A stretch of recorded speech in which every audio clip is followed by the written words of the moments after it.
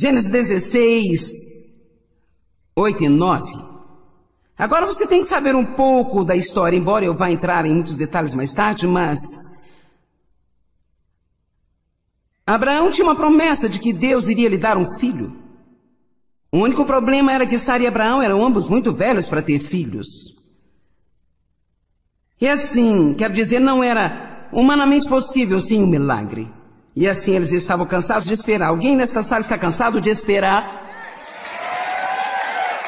Bem, veja o que acontece então se você não for cuidadoso quando você se cansa de esperar. É que você pode começar a ter uma ideia brilhante. Bem, Deus não está fazendo nada, então eu sei, eu vou fazer. E cara, isso nos traz tantos problemas. E então, ela chegou, Sara disse, eu sei o que eu vou fazer, eu darei a Abraão, minha serva, como a sua segunda esposa. Bem, eu penso que qualquer mulher não queria nessa de jeito nenhum. Agora, eu sei que isso era algo comum que eles faziam naquela cultura, mas não importa que tipo de cultura você tem, nenhuma mulher quer compartilhar o seu marido com uma outra mulher. Quer dizer, isso não funciona em cultura nenhuma, absolutamente. E assim, você verá mais a respeito de tudo que aconteceu mais tarde, mas acabou que Agar, ela então teve um filho. Chamou-lhe de Ismael, que significa homem de guerra. Ela acabou fugindo de toda aquela situação porque Sara estava maltratando a ela e assim por diante. E se você não sabe toda a história, você deve ler Gênesis 16 por si mesmo. Essa seria a melhor coisa a fazer. E então disse Agar, serva de Sara, este é Deus, de onde você veio, para onde você pensa que está indo? E ela disse, eu estou fugindo da minha senhora Sarai. E o anjo do Senhor disse a ela, volte para a sua senhora, humildemente submeta-se ao seu controle. Alguém aqui, por favor, diga-me o que soa remotamente justo nisso aqui. Agora eu tive um emprego uma vez no ministério e eu não me sentia sendo tratada direito. E você não pode sequer imaginar o quanto eu queria sair de lá e fazer a coisa que Deus tinha me chamado para fazer. Vamos lá. Nós sabemos que somos ungidos, sabemos que somos chamados, por isso, se você não me der um lugar, eu vou fazer o meu próprio lugar. Mas eu sabia bem lá no fundo que Deus não queria que eu fizesse aquilo. Temos que viver um pouco mais fundo se quisermos ter o plano de Deus em nossa vida. Nós conversamos sobre isso ontem, sobre ter algum discernimento. Amém? E eu sabia que não era o que Deus queria que eu fizesse. Quero dizer, eu realmente ouvi claramente de Deus. Se você quiser esperar em mim, eu vou fazer disso uma coisa linda. Mas, cara, se você sair à minha frente e começar sua própria coisa... Quantas pessoas apenas se enganam toda a sua vida com alguma coisa doente e tola porque não querem inspirar aquele mover genuíno de Deus vir a elas. Amém? Como quantas mulheres se casam com o cara errado? Bem, eu tenho barulho de todo tipo agora. Cara, é só...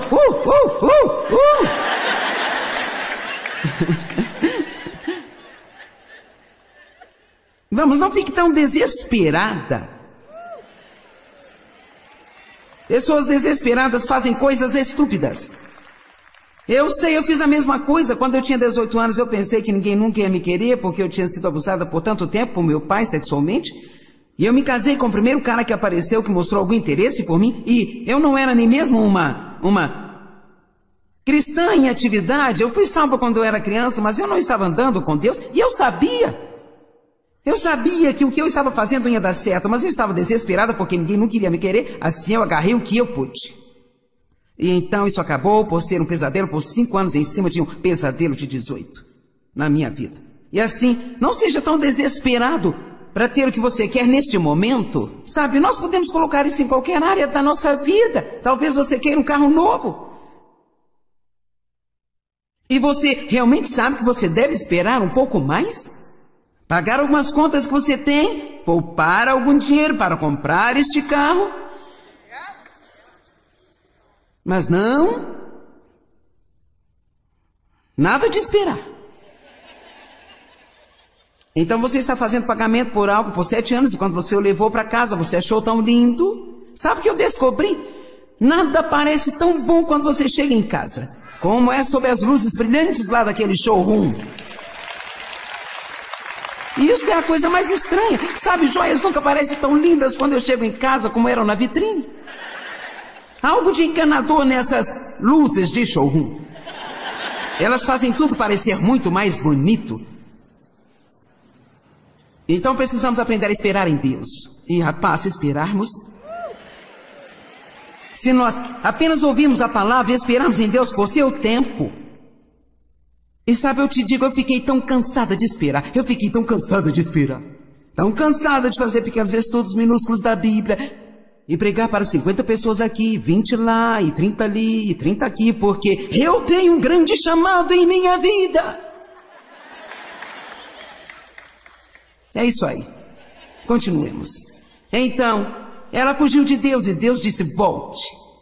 Tantas vezes eu quis fugir desse trabalho, mas Deus disse, fique, fique, fique. Então, na hora que eu deveria sair, Deus teve que me fazer sair, porque eu meio que me estabeleci lá e fiquei bastante confortável, então. Não é isso que acontece? É tipo, opa, espere, eu odiava aqui, agora que eu estou gostando, você está me dizendo para ir embora? Sim. Ok, quero dizer uma coisa aí. Quero que você entenda isso. A maioria das coisas de que nós fugimos são as próprias ferramentas que Deus pretende usar para nos mudar. A maioria das coisas das quais nós fugimos são as ferramentas que Deus pretende usar para nos mudar. Vamos ver Elias, 1 Reis, capítulo 19. Todas essas histórias realmente, elas são tão valiosas, mas são realmente muito engraçadas também.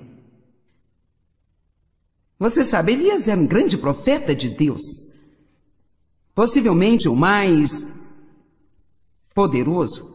E ele fez milagres inacreditáveis. E então, se você voltar no capítulo, você verá que um dia antes de acontecer isso, que eu vou ler para você, ele tinha sozinho, a Bíblia está dizendo, matado e cortado em pedaços 400 profetas de Baal. Agora, isso deve ter sido um trabalho duro. Você tem que ter alguma unção. Não apenas os matou, ele cortou em pedaços. Então ele estava cansado. Estava desgastado. Então no dia seguinte, versículo 1, então Acabe contou a Jezabel tudo o que Elias tinha feito e como ele tinha matado todos os profetas de Baal à espada. Então Jezabel enviou uma mensagem a Elias dizendo que os deuses castiguem a mim se eu não fizer com a sua vida aquilo que você fez com a vida deles a esta hora amanhã. Então ele teve medo, ele levantou-se e fugiu, ou correu pela sua vida, e chegou a Berseba de Judá, mais de 80 milhas de distância. Acho que ele ainda tinha alguma força, ele correu 80 milhas. E ele correu para fora do reino de Jezabel e deixou seu servo, quer dizer, há tantas mensagens boas nisso. Agora ele diz, só quero ficar sozinho. Ele deixou seu servo e sozinho caminhou por um dia para o deserto e sentou-se debaixo de uma árvore solitária, uma árvore de zimbro, e orou pedindo a morte. E isso é tão hilário para mim. Aqui está este grande profeta que no dia de ontem estava cortando em pedaços 400 falsos profetas. E agora? Porque ele está... Eu acredito que é porque ele estava cansado, desgastado. Então agora veja, nós respondemos emocionalmente de forma diferente quando estamos cansados ou não estamos. Amém? Então, agora uma mulher... As mulheres têm poder, uma única mulher.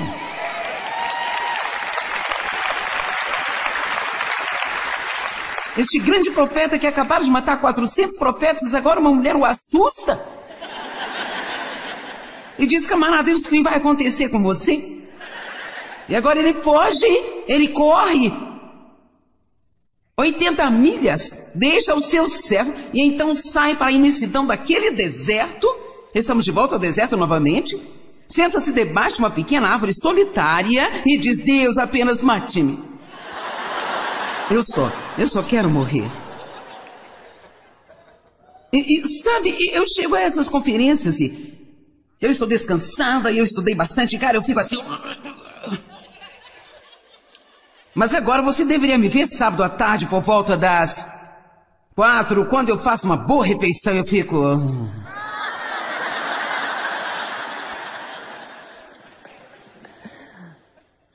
Então, de qualquer maneira, eu não quero me distanciar muito do assunto, mas deixe-me lhe dizer, você vai responder muito melhor a diferentes situações problemáticas em sua vida, se você cuidar de ter algum equilíbrio em sua vida e você descansar e dormir e comer de forma saudável. E este é apenas um pequeno conselho gratuito. Então, se você seguir e ler tudo isso, o que eu não vou fazer, Deus enviou um anjo e ele deu a Elias uma boa refeição e disse-lhe para dormir.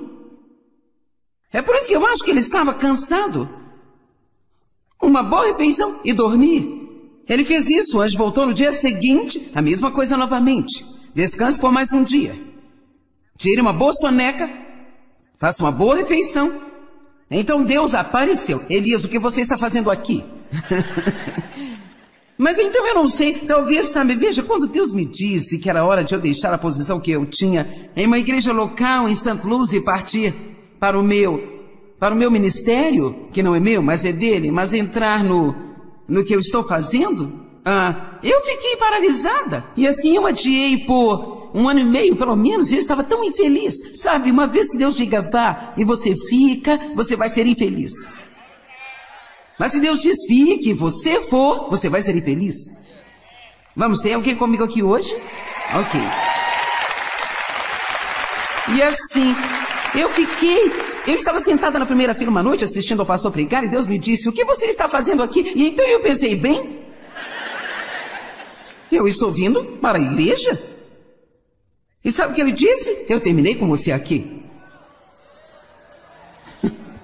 Quando Deus termina, você pode terminar também. Eu me pergunto, quantos de vocês estão tentando empurrar um cavalo montanha acima que está morto há 20 anos? Vamos, eu disse que se Deus terminou, você pode terminar. Quantos ainda estão agarrados a algo que não teve nenhuma vida por 50 anos para você? Mas você o faz porque é isso que você sempre fez. Então talvez Deus esteja gritando com alguns de vocês hoje, dizendo, o que você está fazendo aqui? Eu não estou falando aqui, mas no seu aqui. Eu estou feliz por você estar aqui, não é aqui que estamos falando, é o outro aqui.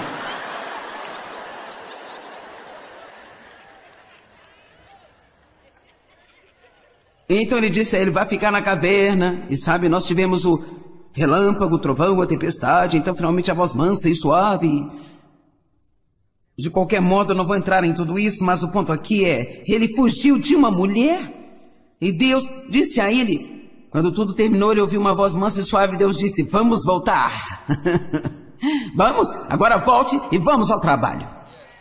Unja um profeta para tomar o seu lugar e faça isso. Unja um novo rei. Em outras palavras, alguns de vocês talvez tenham acabado de entrar em uma crise de depressão por alguma coisa que não funcionou em sua vida. Ou você está apenas sentado, sentindo pena de si mesmo o tempo todo. E talvez Deus esteja dizendo a você, o que você está fazendo aqui? O que você está fazendo com a sua vida? Levante-se, saia dessa bagunça e volte a fazer o que eu disse para você fazer.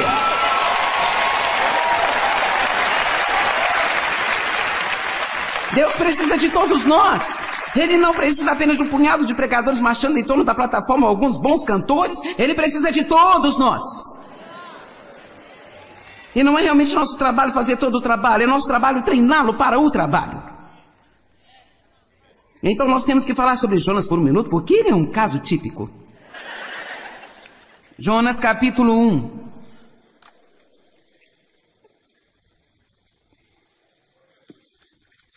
Veja, quando Deus começou a me dar esta mensagem há muito tempo, eu comecei a ver que todas essas pessoas que fugiam sempre acabavam no mesmo lugar de onde fugiram. E todos eles acabaram lá no deserto. Isso foi muito esclarecedor para mim. Agora a palavra do Senhor, verso 1, capítulo 1, agora a palavra do Senhor veio a Jonas, o filho de Amitai, dizendo: levante-se e vá à cidade de Nínive, essa grande cidade, e pregue contra ela, pois a sua maldade subiu diante de mim. Mas então Jonas se levantou e fugiu, correu para Tarsis, fugindo da presença do Senhor, como seu profeta. Agora, se você olhar para o mapa, onde ele estava quando Deus falou com ele, para onde ele fugiu, ele foi exatamente para o sentido oposto ao que Deus lhe disse para ir. O exato oposto. Vamos lá, já fizemos o oposto do que Deus nos disse para fazer? Então ele desceu para Jope e encontrou um navio, indo para Tarsis, o mais remoto dos lugares comerciais, conhecidos pelos fenícios. E ele pagou alguém para levá-lo no navio e, sabe, se você ler toda a escritura, descobrirá que, cara, eles estavam em uma tempestade violenta. Descobriram que a culpa era dele. Ele disse: bem, basta jogar-me ao mar. Então eles esperaram um pouco e finalmente eles disseram: nós vamos jogar você ao mar. E então, verso 17, capítulo 1, verso 17. O Senhor tinha preparado e designado um grande peixe para engolir Jonas. E Jonas estava no ventre do peixe e eu acho que poderíamos dizer que era um deserto. O que você acha? Deixa-me dizer isso do jeito mais gentil que eu consiga dizer para você. Se você fugir de Deus, Deus vai preparar alguma coisa para engolir você. Deus vai preparar algum tipo de circunstância da qual você não vai gostar. E pode ser o equivalente a estar na barriga de uma baleia por alguns dias. Bem, finalmente Jonas orou: Senhor, você não acha que é uma coisa boa para fazer? É uma pena que nós não fazemos isso antes de entrar na barriga da baleia. E então ele continua, ele sabe, quer dizer, ele fez uma boa oração. É incrível quantas orações fervorosas fazemos quando estamos desesperados. Sabe isso? Isso é realmente bom. Então ele diz: ó Senhor, fui expulso da tua presença, verso 4, e da tua vista, mas eu voltarei a olhar para o teu santo monte. E assim. Oração sincera. Versículo 9, mas quanto a mim, ó Deus, oferecerei sacrifício a ti com ação de graças, cumprirei o que prometi, a salvação pertence ao Senhor. E então o Senhor falou ao peixe, e ele vomitou Jonas em terra firme. Portanto, se você está num lugar que você não gosta, é melhor entrar em oração. E o capítulo 3, verso 1, eu li tudo isso para dizer isso. E a palavra do Senhor veio a Jonas pela segunda vez, dizendo: levante-se e vá para Nínive. Deus não mudou de ideia. Jonas fez um desvio e não se divertiu muito. Quantos de vocês agora estão em desvio de Deus? Ele diz para seguir por esse caminho e você está seguindo por outro. Eu tenho poucas mãos, algumas pessoas honestas, isso é bom. A verdade nos liberta. Cara, não gostamos de admitir essas coisas, não é? Vamos lá. Agora lembre-se, você vai ser pego onde você mora. Quero dizer, fugir de Deus pode até ser algo tão simples como se recusar a fazer as pazes com alguém que você sabe que precisa fazer. Fugir de Deus pode ser tão simples como deixar alguém manipular e controlar você, e Deus está dizendo para confrontá-los. Vamos lá, você será pego onde vive. Fugir de Deus pode ser ele dizendo: não compre nada mais com esses cartões de crédito. Oh, meu pai. Vamos pagar o que você deve. Fugir de Deus pode ser mudar a maneira como você come. Bem? Isso passou bem?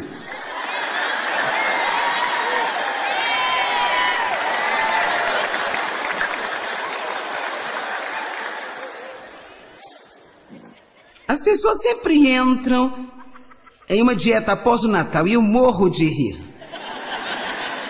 Oh, eu vou fazer dieta depois do Dia de Ação de Graças. Posso te dizer uma coisa? Se você quiser ser um verdadeiro guerreiro, então entre numa dieta na véspera de Natal.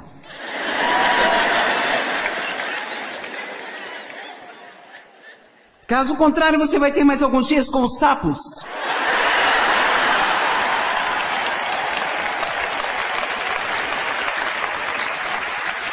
E sabe que todo mundo vai ouvir de você? O seu coachar. Você me ouviu? Eu disse, e todo mundo vai ouvir seu coxa. Porque quando nós não fazemos o que Deus nos diz para fazer, nós acabamos com circunstâncias ruins e nós sempre nos queixamos. Então agora aqui está aquela parte boa. As pessoas frequentemente fogem do seu pecado. E a maneira pela qual podemos fugir de Deus é ficar tão ocupado trabalhando para Deus que não temos tempo de escutar o que Deus está falando conosco.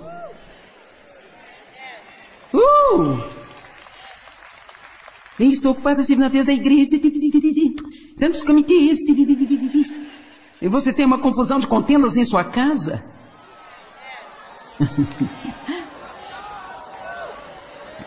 Vamos lá.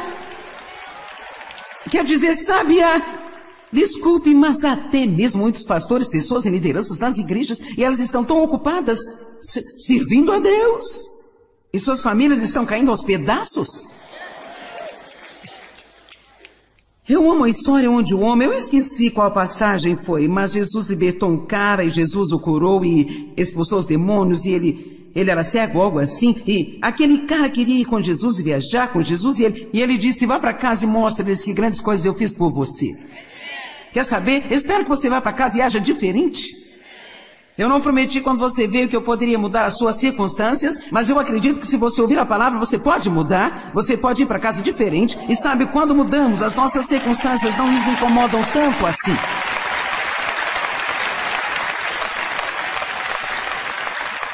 E então, eu não posso fazer todo mundo fazer o que deveria fazer, mas Deus quer lidar comigo. Comigo. Agora, as duas maiores maneiras pelas quais fugimos de nossas próprias coisas são dar desculpas e culpar outras pessoas. Bem, eu ajo dessa maneira porque eu fui abusada. Eu ajo dessa maneira porque eu nasci no lugar errado, sabe? Eu ajo dessa maneira porque eu nunca tenho uma causa na vida. Bem, se você não me tratasse assim, eu não ficaria chateada. Se você agisse melhor, eu seria mais feliz. Quer saber? É realmente hora de nós assumirmos a responsabilidade. É hora de assumirmos a responsabilidade pelo nosso comportamento, nossa vida, nossas confusões e parar de dar desculpa. O diabo é Deus, todo mundo ao nosso redor, nosso infortúnio na vida. Em Romanos capítulo 2, verso 1 diz, portanto, não tem desculpas, nem defesa, nem justificação, quem quer que seja, se julgarem outra pessoa, porque postos como juízes julgando outras pessoas, condenam a si mesmos, porque vocês que julgam estão fazendo habitualmente as mesmas coisas pelas quais vocês julgam outras pessoas. Agora, por que faríamos isso? Aqui está, nós damos desculpas para nós mesmos, mas para outras pessoas não há desculpa. Se eu estou de mau humor, eu tive um dia ruim no trabalho, o trânsito estava ruim. Essa é a minha desculpa e você deve entender. Mas se você chegar em casa, você estiver de mau humor, você disser que teve um dia ruim no trabalho, não há desculpa para agir desse jeito aqui em casa. Não, isso é tão bom. Então, desta forma, todos nós temos uma sacola de desculpas. E para ser honesta, você realmente leva isso onde quer que vá, é apenas... Essa não é tão aberta quanto a minha, mas eu só quero mostrar que todos temos uma. Então, cara, está tão cheio de coisas. Cara, eu tenho desculpas aqui saindo por todos os lados. Bem, eu não posso fazer isso, estou com medo. E daí? Quem não está? Bem, eu não sinto vontade. Eu não sei como fazer isso. Nada daquilo que Deus me mandou fazer, eu sabia como fazer quando eu comecei a fazer. Quando Deus nos disse para ir para a televisão, nós nem sabíamos que tínhamos que ter um produtor, gente. Eu estou dizendo a absoluta verdade. Nós tínhamos uma câmera. Você deve ter visto o primeiro programa de TV. Estou lhe dizendo a verdade absoluta. Estávamos em um pequeno salão de baile de hotel e os azulejos estavam caindo do teto. E era um teto muito baixo e você não filma para a televisão um teto baixo, apenas parece ridículo. O nosso pano de fundo era uma cortina de box de banheiro azul. Mas aqui está a coisa tão assustadora. Era ungido.